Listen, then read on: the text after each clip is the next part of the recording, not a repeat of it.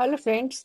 आज हम उपभोग का सिद्धांत, जीवन चक्र परिकल्पना, जिसे लाइफ साइकिल हाइपोथेसिस भी कहते हैं, उसके बारे में जानेंगे। जीवन चक्र परिकल्पना या लाइफ साइकिल हाइपोथेसिस एक सिद्धांत है जो बतलाता है कि लोग अपने जीवन काल में अपनी खपत और बचत के व्यवहार की योजना कैसे बनाते हैं। यह सिद्धांत फ्रैंको मोडिग्लियानी और उनके सहयोगियों के द्वारा 1950 के दशक में दिया गया था। लोग अपनी वर्तमान आय के आधार पर ही खर्च नहीं करते हैं। उनका मानना था कि इसके बजाय वे अपने अपेक्षित जीवन काल के आय के आधार पर अपनी खपत की योजना बनाते हैं, अर्थात पूरे जीवन काल में जो उनकी आय होगी इसके आधार पर अपनी खपत या अपने उपभोग की योजना बनाते हैं।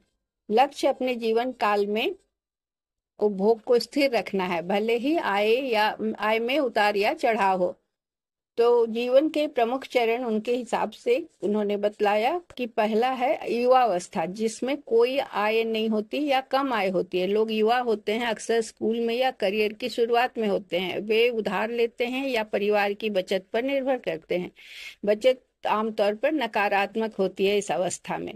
फिर आता है कार्यशील वर्ष, जिसमें आय उच्च होती है। आय काम और अनुभव के साथ बढ़ती है। लोग अपनी आय का हिस्सा बचाते हैं और सेवानिवृत्ति के समय के लिए बचत करते हैं। यह जीवन का बचत का चरण है।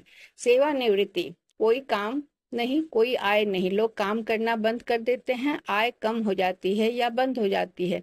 वे अपने कार्यशील वर्षों के दौरान जमा की गई बचत को खर्च करते हैं।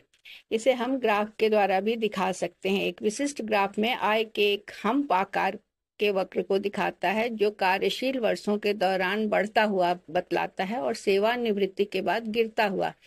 एक अपेक्षाकृत सपाट उपभोग वक्र, जो दर्शाता है कि लोग समय के साथ अपने खर्च को स्थिर रखने की कोशिश करते हैं। इसकी धारणाएं, लोग आगे की ओर देखते हैं और अपने पूरे जीवन की योजना बनाते हैं।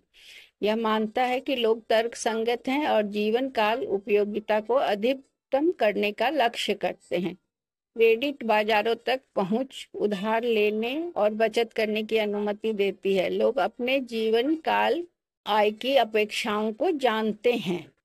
इसका परिणाम, अस्थायी आय परिवर्तन खपत पर बहुत कम प्रभाव डालते हैं। स्थायी आय परिवर्तन जब होता है तो खपत में बड़े बदलाव आते हैं या उपभोग में बड़े बदलाव आते हैं।